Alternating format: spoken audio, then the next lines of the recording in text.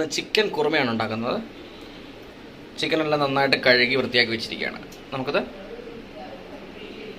ഉണ്ടാക്കാൻ തുടങ്ങാം.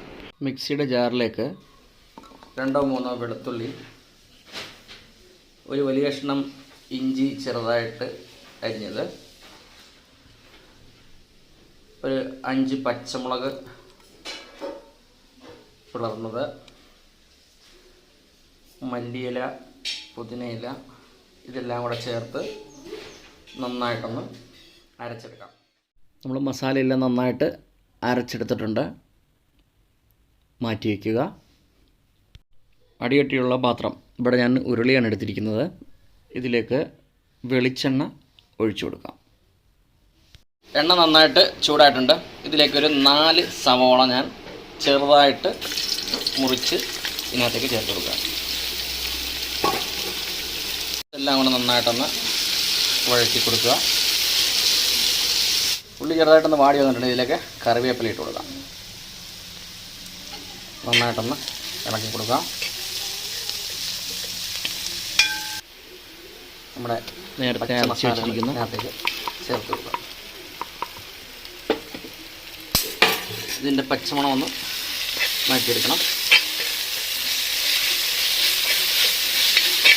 തീയപ്പം നന്നായിട്ട് കുറച്ച് വയ്ക്കണം.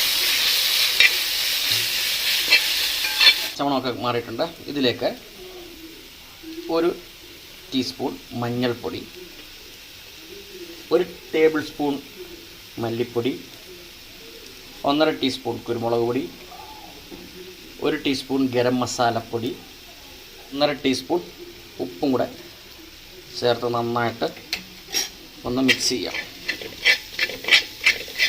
ഈ പൊടികൾ ചേർത്ത് കൊടുക്കുന്ന സമയത്ത് നമ്മൾ ഫ്ലെയിം വളരെ കുറച്ച് സിമ്മറിങ്ങിലാക്കി വെക്കണം.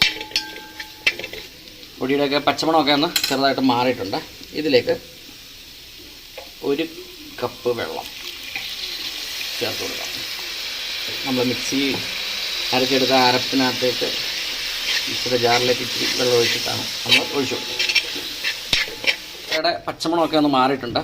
ഇതിലേക്ക് നമ്മൾ ഒരു 3 തക്കാളി ചെറുതായിട്ട് അരിഞ്ഞത് ഇതിനകത്തേക്ക് ചേർത്ത് കൊടുക്കാം.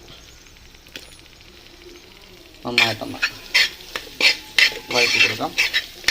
ചെറുതായിട്ടൊന്ന് വഴന്ന് വന്നിട്ടുണ്ട്. ഇതിലേക്ക് നമുക്ക് കഴുകി വൃത്തിയാക്കി വെച്ചിരിക്കുന്ന 1.5 കിലോ ചിക്കൻ ഇട്ട് കൊടുക്കാം. ഇതെല്ലാം കൂടെ നന്നായിട്ടൊന്ന് മിക്സ് ചെയ്ത് കൊടുക്കാം. നമ്മൾ മസാലയെല്ലാം ചിക്കനിലേക്ക് നന്നായിട്ട് പിടിപ്പിച്ചിട്ടുണ്ട്. ഇതിലേക്ക് നമ്മൾ 3 കപ്പ് തേങ്ങയുടെ 2ാം പാലാണ് ഒഴിച്ചു കൊടുക്കുന്നത്. ഈ ചിക്കനകത്തു നിന്നൊക്കെ വെള്ളം ഇറങ്ങി വരും.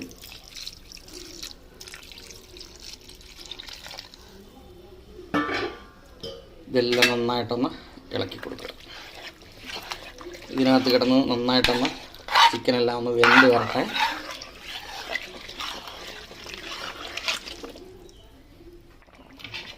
നമ്മുടെ ചിക്കനൊക്കെ ചെറുതായി തിളച്ച് തുടങ്ങിയിട്ടുണ്ട്. ഇതൊരു അടപ്പ് കൊണ്ട് അടച്ച് വെച്ചിട്ട് ഒരു അരമണിക്കൂറൊന്ന് വേവിച്ചെടുക്കാം. അരമണിക്കൂറായി. ഇതൊന്ന് തുറന്ന് നോക്കാം.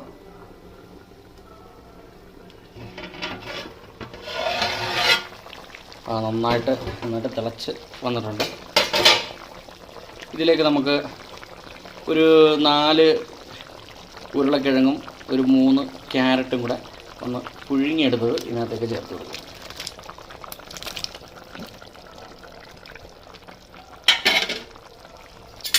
ഇതെല്ലാം കൂടെ നന്നായിട്ടൊന്ന് ഇളക്കി കൊടുക്കാം.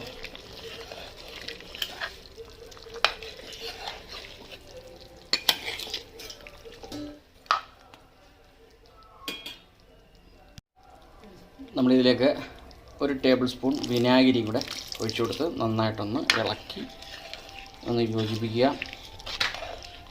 വിനാഗിരി ഇഷ്ടമില്ലെങ്കിൽ നിങ്ങൾക്ക് ഏറ്റവും അവസാനം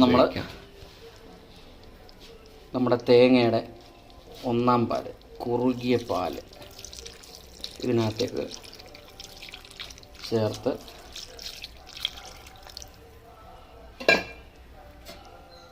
ഒന്ന് നന്നായിട്ടൊന്ന് ഇളക്കി കൊടുക്കുക.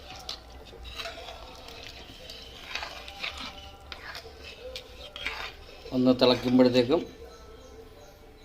നമ്മുടെ ചിക്കൻ കുറുമ റെഡിയാവും. നമ്മുടെ ചിക്കൻ കുറുമ നന്നായിട്ട് തിളച്ച് തുടങ്ങിയിട്ടുണ്ട്. ഇതിലേക്ക് കുറച്ച് മല്ലിയിലയും പുതിനയിലയും ചേർത്ത് കൊടുക്കാം. അതിനോടൊപ്പം കുറച്ച് കറിവേപ്പില കൂടെ ചേർത്ത് കൊടുത്ത് നമുക്ക് തീ ഓഫ് ചെയ്ത് ഇറക്കാം. കുറുമയ്ക്കകത്തേക്കുള്ള താളിക്കാൻ പോവുകയാണ്. എണ്ണ ചൂടായിട്ടുണ്ട്, വെളിച്ചെണ്ണയാണ് ഒഴിച്ചിരിക്കുന്നത്. ഇതിലേക്ക് കടുക് ഇട്ട് കൊടുക്കാം. ഇത് നന്നായിട്ട് പൊട്ടിയിട്ടുണ്ട്. ഇതിലേക്ക് 2 ചുവന്നുള്ളി, ഇതെല്ലാം നന്നായിട്ടൊന്ന് വഴറ്റി കൊടുക്കാം. ഇതിലേക്ക് 4 വറ്റൽമുളക് 2ആയിട്ട് മുറിച്ചതാണ്. ഇതെല്ലാം ഒന്ന് നന്നായിട്ട് നമ്മൾ കറിവേപ്പില കൂടെ നന്നായിട്ടൊന്ന് വഴറ്റി കൊടുക്കാം. താളിച്ചെടുത്തിട്ടുണ്ട്. നമ്മളെന്നിട്ട് നമ്മുടെ ചിക്കൻ കുറുമയിലേക്ക് ഒഴിച്ചെടുക്കാം.